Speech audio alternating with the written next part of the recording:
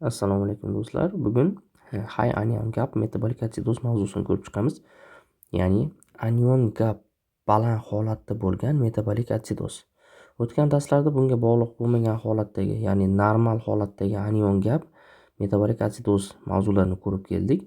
Endi u jarayonlar normal holatda ishlasa ham, lekin anion gap hisobiga kelib chiqadigan kislotali muhitni oshib ketishini ko'rib chiqamiz. Bu jarayonni high anion gap metabolik atsidoz yoki qisqartmada hagma holatda keltirib o'tishadi. Bu nima degani? Ya'ni organizmga yangi kislota kirsagina hosil bo'ladigan proses bo'ladi. Ya'ni biz kislotalarni bilamiz. Misol uchun H2SO4 yoki H3PO4 H3PO4 qilib fosfat kislota, sulfat kislotani ko'rgansizlar. Demak, barcha kislotalar deyarli vodorod qismini ko'rasiz. Mana bu vodorod. Ya'ni o'sha kislotali muhit beradigan asosiy element mana shu hisoblanyapti bizda. Endi bizda mana bu joydagi vodorod plus anion aynan shuni bildiradi. Ya'ni misol uchun sizga oson bo'lishi uchun sulfat kislota untiryapman. Vodorod plus SO4 2 minus. Mana shu holatda ikkita vodorod bo'ladi. Ya'ni ikkita vodorod bilan SO4 birikisagina, ya'ni ikkita vodorod kationi bitta SO4 anioni biriksa sulfat kislotani hosil qiladi. Shuni hisobiga siz yangi kislota kirsa, vodorod plus anion, ya'ni manfiy zaryadli va musbat zaryadli vodorodni olasizda, ikkovi bitta kislotani hosil qiladi. Ya'ni bitta vodorod va bitta qanaqadir anion manfiy zaryadli.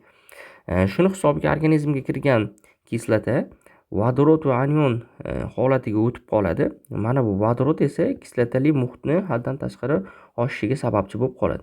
Endi mana bu vodorodni organizm yuqorida ko'rib kelgandek pH tushib ketganda vodorodni bufer sistemasi to'g'irlab beradi. Ya'ni vodorod plus gidrokarbonat. Bizda gidrokarbonat eng muhim buferlardan bittasi edi.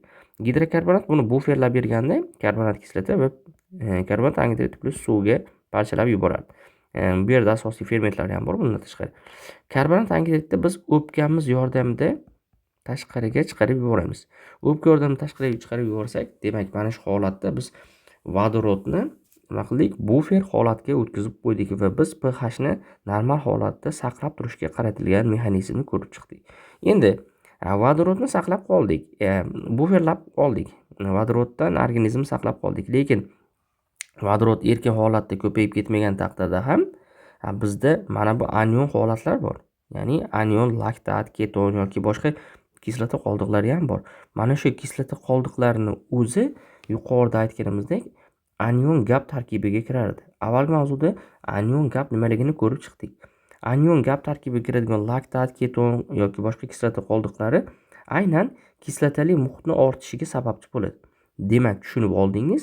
Mana bu joyda vodorod plus anion bo'lgani bilan ikkalasi ham kislotalilikka stimul berar ekan. Demak, ikkalasi ham pH ni tushirib berar ekan.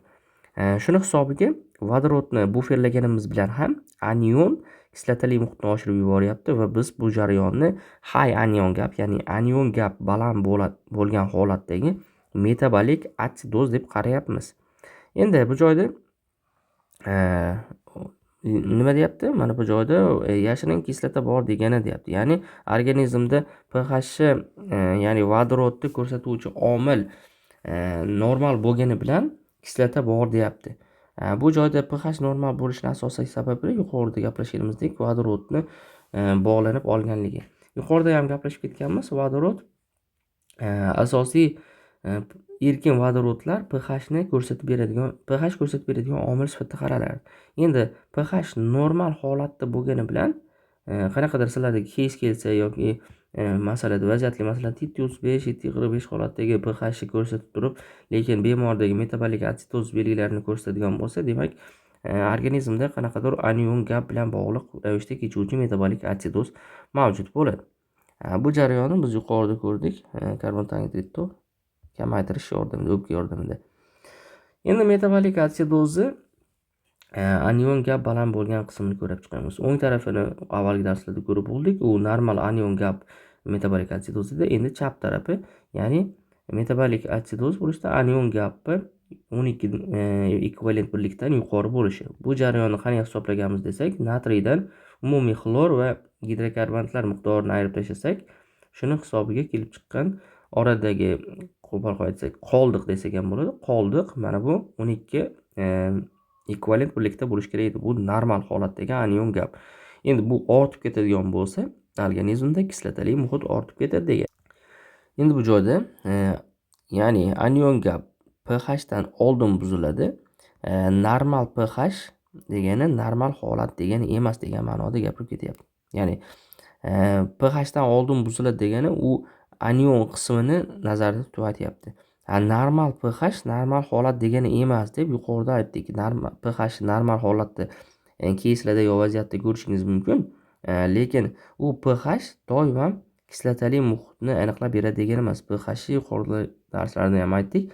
Vodorod, erkin vodorodlarni ko'rsatib beradigan omil dedik. To'g'ri, erkin vodorod kislotalikni ko'rsatadi, lekin faqat kislotalikni vodorodni o'ziga bog'liq bo'lmaydi. Endi anion gap yuqori bo'lsa, har doim patologiya bor degani deyilyapti. Ya'ni anion gap yuqori bo'lsa, bizda metabolik atsidoz doim bo'ladi degan ma'noda kelyapti. Goldmark buni avvalgi darslarda ham ko'rib chiqdik. Ya'ni glikollar, ya etilen glikol, propilen glikol va boshqa qoldiqlarni ham kislotali muhitni mana bu anion gap qismi orqali oshiradi. Okspralin degan modda bu surunkali acetaminofen ishlatilishidan kelib chiqadi. Bu degani parasetamolni ko'p iste'mol qiladigan odamlarda degan ma'noda. L-laktat sut kislota atsidoz, ya'ni laktik atsidoz hisoblanib bo'lyapti.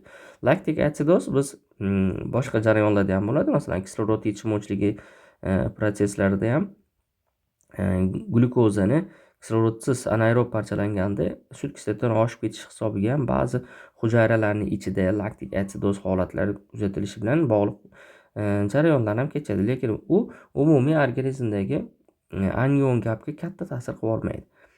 D-laktat holatdagi bor eksogen laktik atsid, ya'ni tashqaridan qabul qilinadigan sut kislota.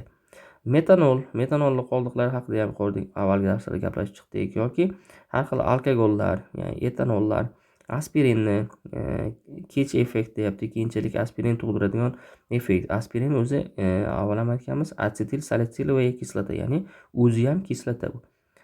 Buyrak yetishmovchiligi natijasida muammo kelib chiqishi mumkin bo'ladi. Mana nimalarni anionlarni yo'qotish imkoniyati yo'q bo'lib qoladi buyrakda, yoki ketonlar, organizmga tushadigan ketonlar tashqaridan tushmaydi. Odatda organizmda keton tanachalarini biokimyo darslarda bilasizlar, odam och qolganda oxirgi parchalanadigan mahsulotlardan bittasi bu keton tanachalar, yoki alkogol iste'mol qilinadiganida ko'payib ketonlarning ko'payib ketishi, yoki diabetiklarda ketonlarning ko'payib ketishini sizlar biokimyo darslarida ko'rib chiqqansizlar. Endi bizga Winter formulasi kerak bo'ladi. Winter formulasi nimaga kerak degan savol tug'iladi. Bu odatda step topshiruvchilarda yoki mana bu patologiyada aynan mana bu narsalar qayerdan keldi, nima uchun biz ishlatishimiz kerak, nimaga anion gap bunaqa degan savollarga javobni mana shu Winter formulasi orqali topsak bo'ladi. Agar USMLE imtihonlarga tayyorlanayotgan bo'lsangiz ham bu juda kerak siz uchun. Endi Winter formulasi metabolik atsidoz holatda o'pka tomonidan amalga oshirilayotgan respirator kompensatsiyani normal ishlayotgan, ya'ni adekvatligini baholash uchun qo'llaniladi. Yuqorida aytdik, vodorodni o'pka yordamida karbon tangitrid qilib chiqarib yuborish jarayonini nazarda tutdik. Endi vodorod karbon tangitridga aylanmay, to'g'rirog'i suvga aylanadi. U karbon tangitrid hisobiga protsessni kamaytirayotganimizni nazarda tutamiz. Ushbu formulada hisoblangan karbon tangitrid, ya'ni ushbu formulada karbon tangitrid hisoblanadi. Mana bu bosimi, ya'ni PSO2 bilan real o'lchangan qiymat o'rtasidagi, demak bu yerda formulada chiqadi va real o'lchanadigan karbon tangitrid bor. Ikkalasini ko'rish kerak bu. O'rtasidagi farq qo'shimcha respirator buzilish mavjudligini aniqlash imkonini beradi. Endi buni alohida formulaga solib hisoblash kerak bo'ladi va real holatdagini olish kerak bo'ladi. Bunga bitta qisqa misol berilgan, alohida chuqurroq misol holatda ko'rib chiqamiz. Misol uchun aytayapti, klinik keysda sizga quyidagilar berilgan bo'ladi. Ya'ni bemorlar pH, ya'ni gidrokarbonatni miqdori 12 ekvivalent birlikdagi yoki karbon tangitridni bosimini sizga berilgan bo'ladi. Bu yerda pH 7.25, ya'ni normadan ozgina kam. Demak, atsidozli muhitni beryapti. Chunki gidrokarbonatning miqdori bu yerda kamroq. Gidrokarbonat metabolik atsidozni bu yerda nazarda tutib aytilyapti. Endi Vintер formulasiga mana shu jarayonni qo'yamiz. Vintер formulasiga qo'ysak, mana bu Vintер formulasi PSO2 teng 1,5 ko'paygan gidrokarbonatning miqdori +8 +-2. Endi formulaning o'ziga xosligi bor. Buni ichiga chuqur kirish shart emas. Mana bu siz birliklarni bilib olsangiz bo'ldi. Masalan, 12 mana bu gidrokarbonatni o'rniga qo'yadigan bo'lsak, 1,5 ko'paygan 12 teng 18. 18 ga +8 beryapti bu yerda 26. 26 +-2. Ya'ni mana +-2 oxirida hisobda u yoqqa yo bu yoqqa siljitadigan jarayon bo'ladi. O'shaning uchun chiqqan natija 26 ni biz 26 sifatida qaramaymiz, 24, 28 sifatida qaraymiz. Chunki +2 ham bor, -2 ham bor. Umumiy formulani tushungan hisob bo'lsangiz kerak. Demak, o'rtacha mana bu karbon tangidritda formulaga qo'yganimizdagi bosimi 24, 28 chiqdi. Endi bizda klinikada necha bergan? 30 bergan. Demak, biz real bilan formulani hisoblaymiz. Real bu klinik keysda sizga beradigan tayyori. Endi formulaga qo'yganimizda chiqadigani bu mana 24, 28. Demak, 24, 28 bilan mana bu orasida farq paydo bo'lib qoldi. Bu qanaqa farq deydigan bo'lsak, masalan, realligi 30, bizga formula bo'yicha o'rtacha 24, 28 bo'lish kerak edi normal holatda. 30 dan, ya'ni real 30 28 dan yuqori bo'lyapti. Bu nima degani? Karbonat angidrid yuqori degani. Ya'ni nafas orqali yetarlicha chiqmayapti. Demak, qo'shimcha respirator atsidoz kuzatilyapti degan ekan. Mana shu juda muhim. Siz formulaga solganingizda 24, 28 chiqdi. Bemordagi o'lchangandagi, ya'ni real degani shu bemorni nimada klinikada o'lchab qo'yilgan o'zi. O'lchanganda 28 chiqqan bo'lganda, demak, nafasi yaxshi bo'lgan bo'lardi. Yoki 24 bilan 28 orasida chiqqan bo'lganda, nafasi yaxshi olyapti, nafasi yaxshi chiqaryapti degan bo'lardik.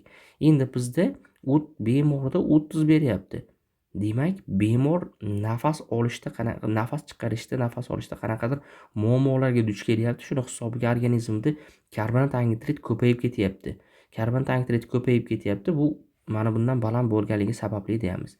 Biz bilamiz, karbonat angidrid qancha ko'p bo'lsa, nafas olish sistemasida shuncha vodorod ko'p bo'ladi degan edi. Vodorod ko'p bo'lishi pH ham tushirishi kerak edi va bu pH tushirish natijasida respirator atsidoz belgisi rivojlanish kerak edi. Endi bizda mana bu joyda gidrokarbonatni kam bergan, gidrokarbonat kam berib bizga bemorda tayyor aytib qo'yapti, metabolik atsidoz deyapti.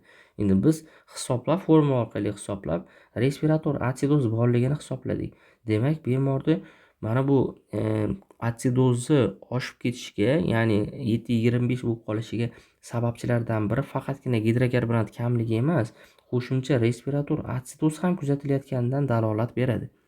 Mana shu formulani yodlab olishni tavsiya qilaman. Qanaqadir jarayon bo'lsa qiyin emas. Buni gidrokarbonatning miqdorini shunchaki 1,5 ga ko'paytirib 8 ga qo'shib qo'ysangiz jarayon chiqaveradi. U darajada qiyin formula emas. E'tiboringiz uchun rahmat. Kelasi darslarda ko'rishguncha xayr.